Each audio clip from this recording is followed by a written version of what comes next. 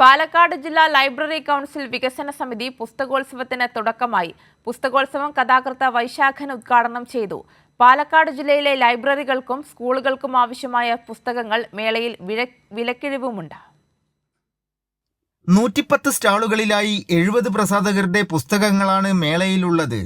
ആദ്യ ദിനത്തിൽ തന്നെ പാലക്കാട് ജില്ലയിലെ വിവിധ ഭാഗങ്ങളിൽ നിന്നും സമീപ ജില്ലകളിൽ നിന്നുമായി ഒട്ടേറെ അക്ഷരസ്നേഹികളും ഗ്രന്ഥശാല പ്രവർത്തകരുമാണ് പുസ്തകോത്സവത്തിന് എത്തിയത്.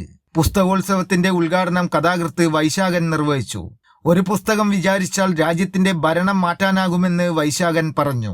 സുനിൽ പി ഇളയടത്തിന്റെ ഒരു പ്രസംഗത്തിൽ കേട്ടത് ഇപ്പോഴും ഓർക്കുന്നു. ചില കാര്യങ്ങൾ നമ്മൾ ഓർത്തിരിക്കും. 100 വർഷം മുമ്പ് ടി.എസ്. എലിയറ്റ് എഴുതിയ ചില വരികൾ അദ്ദേഹം പറഞ്ഞു. എക്സാക്റ്റായിട്ട് ഞാൻ ഓർക്കുന്നില്ലെങ്കിലും അതിലെ ആശയം ഇതാണ്. ആ വരികൾ ഇങ്ങനെയാണ്: Where we have lost our wisdom to have our knowledge. Where we have lost our knowledge to have our information. അപ്പോൾ ഇൻഫർമേഷൻ സമ്പാദിക്കുന്നതിനിടയിൽ എവിടെയാണ് നമുക്ക് അറിവ് നഷ്ടപ്പെട്ടത്? ഈ അറിവിൻ്റെ പ്രളയത്തിൽ എവിടെയാണ് നമുക്ക് വിവേകം നഷ്ടപ്പെട്ടത്?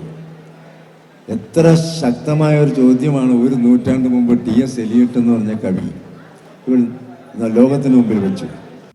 സാഹിത്യകാരന്മാരായ Mundur Sethumadhavan, T R. Ajayan, library council വികസന സമിതി chairman T K. Narayanadas, convener P N. Mohanan തുടങ്ങിയവർ പ്രസംഗിച്ചു. പുസ്തകോത്സവം നാളെ സമാപിക്കും. കൈരളി ന്യൂസ്, പാലക്കാട്.